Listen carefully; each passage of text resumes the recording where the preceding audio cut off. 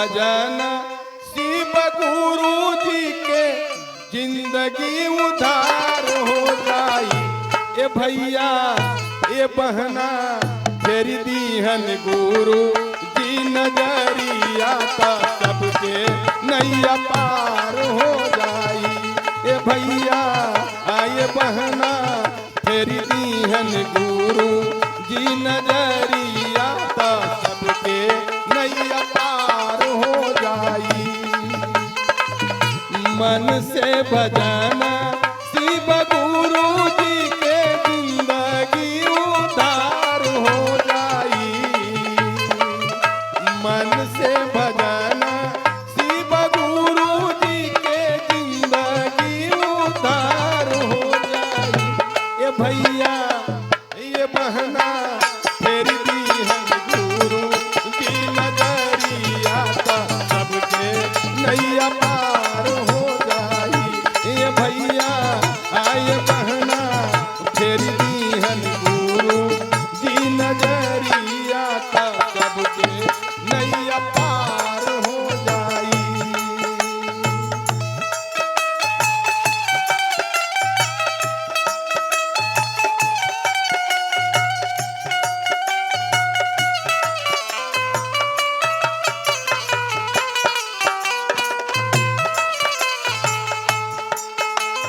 सही बात है ना।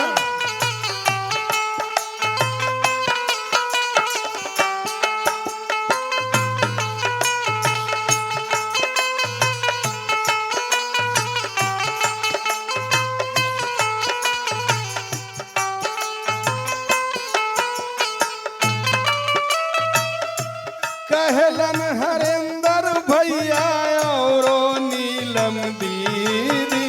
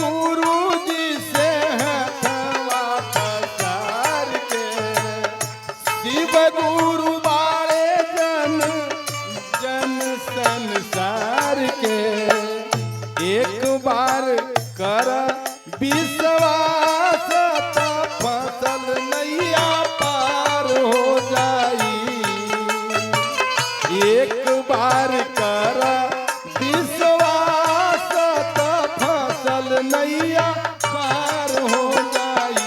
ए भैया आए बहना फेरी दीहन गुरु की नजरिया तो सबके नैया पार हो जाई।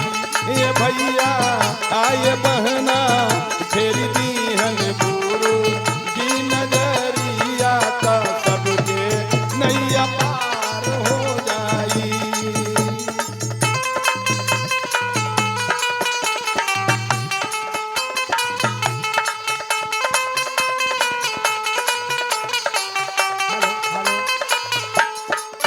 क्या बात है।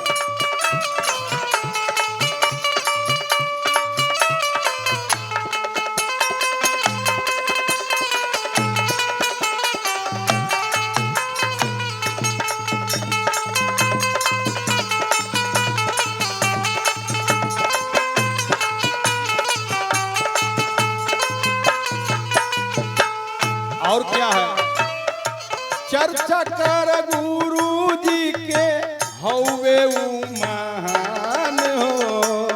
चर्चा कर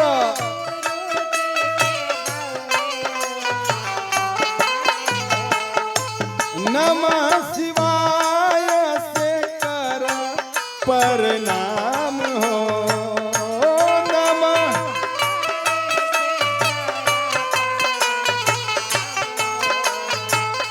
चर्चा कर गुरु जी के हौवे ऊ महान हो।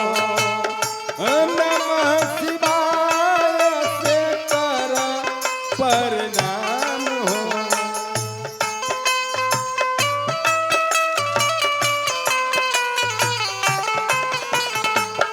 कैसे होगा? बाजार से लाना है नमः शिवाय, ले ले आइएगा साबुन नमः शिवाय। कैसे होगा? मन में नहीं टिक रहा है। मनमा में छल जब रखबू तब भजलो बेकार हो जाई। मनमा में छल जब रखबू तब भजलो बेकार हो जाई। ये भैया आए बहना फेरी दीहन गुरु की नजरिया तो सबके नैया पार हो जाई। ये भैया आए बहना फेरी दीहन गुरु की नजरिया तो सबके नैया पार हो जाई। मन से भजन शिव गुरु जी के जिंदगी उधार हो जाई। मन से भजन शिव गुरु जी के जिंदगी उधार हो जाई। ये भैया आए बहना फेरी दीहन गुरु की नजरिया तो सबके नैया पार हो जाई। ये भैया आए बहना फेरी दीहन गुरु की नजरिया तो सबके नैया पार हो जाई। बोलिए हर हर महादेव। ऐसी हमरा गा भी आता है दीदी, तो क्या करें। मैं भजन की कड़ी को विराम देते हुए चर्चा